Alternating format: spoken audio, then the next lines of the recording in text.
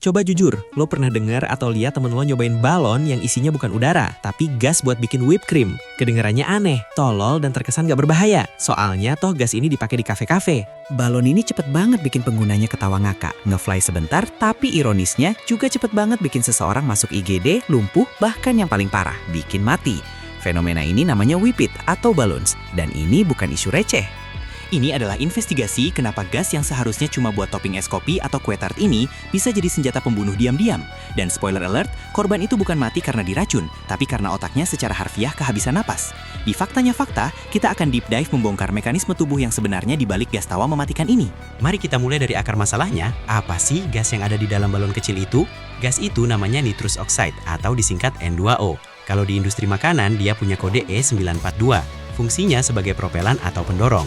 Jadi, kartrid kecil yang lo lihat di whipping cream dispenser itu isinya N2O murni. Tugasnya cuma satu, memaksa krim cair keluar jadi busa halus yang cantik. Tapi N2O ini punya sejarah panjang yang mind-blowing. Jauh sebelum dia jadi penjaga kafe, gas ini punya julukan gas tawa. Kenapa? Karena saat dihirup, efeknya ke sistem syaraf kita adalah menimbulkan rasa euforia, hilangnya rasa cemas, dan ya kadang bikin ngakak kayak jelas. Di dunia medis, N2O adalah anestesi atau obat bius ringan yang sering dipakai dokter gigi buat bikin pasien rileks sebelum cabut gigi. Di sini, lo harus pegang fakta ini. N2O itu legal, mudah diakses, dan dijual bebas sebagai produk industri makanan. Ini yang bikin dia beda banget sama narkotika lain. Tidak ada yang curiga kalau lo beli sekotak kartrid S942. Di mata hukum dan toko, lo cuma seorang juru masak yang lagi butuh whipped cream banyak. Tapi di tangan yang salah, kartrid whipped cream itu berubah jadi dosis instan euforia beracun. Intinya di sini adalah legalitas dan akses yang terlalu mudah. Orang nggak butuh pengedar, mereka cuma butuh toko bahan kue atau e-commerce. Dan karena dianggap bukan narkoba, banyak yang berpikir risikonya kecil. Padahal, justru gas tawa inilah yang diam-diam bisa merenggut segalanya. Nah, sekarang kita masuk ke bagian serunya, yaitu bagaimana N2O ini menipu otak kita dalam hitungan detik. Bayangkan gini, otak kita itu kayak warung kopi super sibuk yang isinya banyak waiter yang tugasnya bolak-balik ngirim pesanan dari dapur ke meja pelanggan. Pesanan ini adalah sinyal rasa sakit, bahagia, sedih, dan cemas. Ketika lo menghirup N2O dari balon, gas ini langsung menyerbu paru-paru dan dengan super cepat masuk ke aliran darah. N2O punya kemampuan unik untuk melewati batas darah otak dengan sangat efisien. Begitu sampai di otak, dia langsung berinteraksi dengan reseptor penting, terutama reseptor NMDA. Reseptor NMDA ini gampangnya adalah salah satu gerbang utama sinyal eksitasi atau rangsangan di otak. N2O bekerja seperti tukang kunci palsu yang mematikan atau menghalangi gerbang ini sementara waktu. Akibatnya, sinyal-sinyal kesadaran, rasa sakit, dan kecemasan lo jadi kacau dan melambat. Efeknya instan, lo merasa ringan, euforia, suara jadi mendengung, dan kadang-kadang muncul halusinasi singkat. Inilah sensasi ngefly yang dicari. Ini juga alasan kenapa durasi efeknya sangat singkat, biasanya hanya 15 detik sampai 1 menit. Begitu lo berhenti menghirup dan gasnya mulai keluar dari paru-paru, efeknya langsung hilang. Masalahnya, justru kecepatan dan singkatnya durasi inilah yang memicu pengguna untuk terus-menerus menghirup lagi dan lagi demi mempertahankan sensasi itu.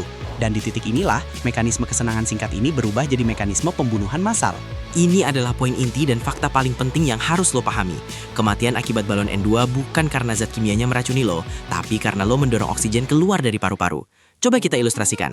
Paru-paru lo itu kayak dua kantong udara yang isinya harus seimbang, sekitar 21% oksigen dan sisanya gas lain, termasuk nitrogen.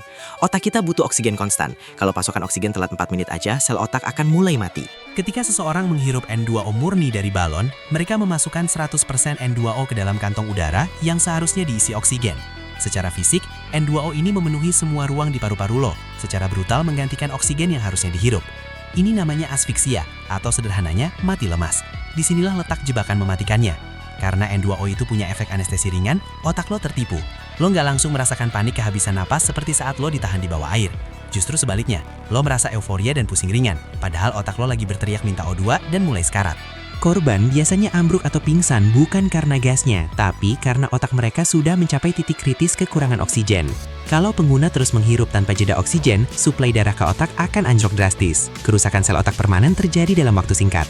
Dalam kasus yang paling fatal, jantung bisa berhenti berdetak karena otak yang sudah mati kehabisan bahan bakar utama. Maka, klaim bahwa balon whipped cream bikin mati adalah fakta, tapi alasannya mitos. Bukan diracun, tapi karena otaknya kehabisan oksigen yang ditukar paksa dengan gas tawa. Oke, anggaplah lo beruntung dan gak sampai pingsan atau mati di tempat. Apakah lo sudah aman? Jawabannya jauh dari kata aman. N2O ini punya bom waktu tersembunyi yang menyerang diam-diam dan merusak tubuh lo dalam jangka panjang, vitamin B12. Vitamin B12 adalah nutrisi krusial yang dibutuhkan tubuh buat menjaga kesehatan sel saraf dan pembentukan sel darah merah. Tanpa B12 yang cukup, jaringan saraf lo nggak bisa berfungsi normal. Masuklah N2O. Ternyata, gas tawa ini punya sifat jahat yang unik. Dia bisa menonaktifkan secara permanen enzim metionin sintase, yaitu enzim yang bertugas mengaktifkan vitamin B12 di tubuh lo. Anggaplah vitamin B12 itu adalah kunci mobil dan enzim adalah lubang kuncinya. N2 masuk dan langsung menyumbat lubang kunci itu. Kuncinya masih ada tapi nggak bisa dipakai. Otak dan saraf lo langsung mengalami defisiensi B12 fungsional. Bahkan kalau kadar B12 di darah lo masih terlihat normal. Efeknya bukan lagi euforia, tapi horor, neuropati, ataksia, dan myelopati. Kalau sudah kena ini, risiko kelumpuhan permanen sangat tinggi.